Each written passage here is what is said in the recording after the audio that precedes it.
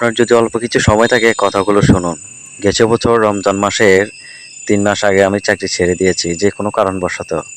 Local একটি কারখানাতে কাজ করতাম। আমার মা যেন আমাকে বলে নাই কিসের জন্য তুমি চাকরি ছাড়তেছ। যাই হোক সেখান থেকে বাসায় চলে আসলাম। কি করব না করব বুঝতে পারতেছি না। বাসায় বসে বসে খাচ্ছি। ফ্যামিলি আমাকে ভাত দেয় না, খাবার দেয় না, আমার কেয়ার করে না। যাই হোক সেটা কোনো আফসোস নেই। আমার ফ্যামিলি আমার পরিবারকে বাসায় ফোন দিয়ে বলে আমার মা-বাবাকে সে তো কাজ করে না। আমাকে ঠিকমতো খাবার দেয় না আমার ফ্যামিলি।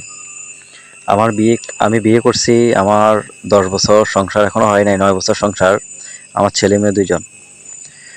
সেখান থেকে টুকটাক কথা কাটাকাটি কখনো আমি আমার ওয়াইফকে গায়ে হাত তুলি নাই। আমার ওয়াইফ আমাকে খাবার দেয় না, সেটা আমার খুবই কষ্ট লাগে। আমি যখন আর্নিং করে টাকা-পয়সা উপার্জন করে ফ্যামিলিকে দিই। কিন্তু আমার মা-বাপের কখনো আমি দেখাশোনা করতাম না এবং কি টাকা-পয়সা দিতাম না। দিতাম ১ থেকে ১,৫০০ টাকা। সেখান থেকে আমার ওয়াইফের যে কোনো সমস্যা হয় তখন আমার কাজ ছিল না। আমি একটা গাইনি ডাক্তার দেখাই, সেখান থেকে রেফার করে ঢাকা মেডিকেল কলেজ। ওনারা বলছে তাড়াতাড়ি দ্রুত সিজার করা লাগবে, না হলে এই রোগী বাঁচবে না। আমি দ্রুত আমার ফ্যামিলির ফোন দিয়ে বললাম টাকার প্রয়োজন, বাকিটুকু